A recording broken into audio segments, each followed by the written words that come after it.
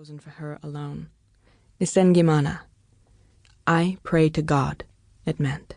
An answered prayer, a child of faith, she was the first to live after two born dead. She had been sure that her own baby would be born dead too, or would be something monstrous. She had not seen that they had written the wrong name for the child until the two of them were in America and she had lined up the plastic cards she had been given. One to buy food in the stores, one to show the doctor at the clinic. It was too late, then, to change it. It was easier, they had told her. Easier for them both to have the same last name. It was the way it was done in this country. Families were knitted together with the same name. The child is sleeping at last, his head making a shallow dent on the white pillow.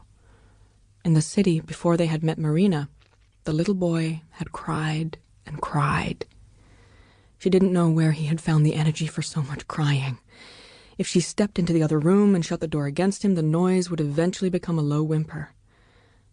Other times he would wail until he fell asleep, and she would find him curled up under the table, his cheek against the floor.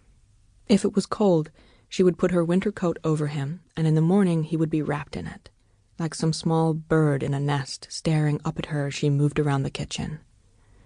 As though he were afraid of her, that look. As though she were something to cause him fear.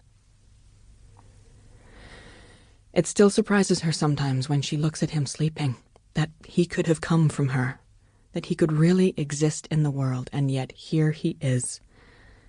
All the time she took him to the clinic in the city to be poked and touched and measured, to be given medicine or needles, it was in her mind that they would not give him back to her, that they would say it was enough now, would know she was not to be trusted with him. But they did not. Just gave her a bottle of medicine or bright candy for the child, and that was it. A smile, and the door was opening, someone else walking through as she lifted him onto her back in the waiting room and tied up the wrap under her breasts. That was one thing she had remembered after all, the folding and tying of fabric, the way to carry a child. She places the empty bottle on the nightstand and presses the blanket in around his chin. Always watching her, this child, following her from room to room as soon as he could pull himself across the floor, and yet she cannot look at him. Slides her eyes away. Utabasi was the last name that she had chosen for him. It means he belongs to them. So small he looks, folded under the heavy blankets. She knows the weight of him, has carried him tied to her back through the streets of the city. But now he will grow without her. How long until her body forgets the heft of him against her, the damp heat of his cheek through the fabric of her wrap? Soon he will be too heavy to carry. He will walk holding someone's hand. She bends to pick up her bag from under the bed. She needs to be far from the house before the others return. On the blanket beside the child, she places the two plastic cards with his name on them, the little booklet from the health clinic, the travel paper with the stapled-on picture. In the photograph, he is only a tiny baby, and his face is all wail and tears. Her hands are there, in the frame, holding him up into the flash of the camera, her fingers against the white of his too big shirt. At the door, she looks back at the bed for a moment, then steps out into the hallway, turning the latch softly.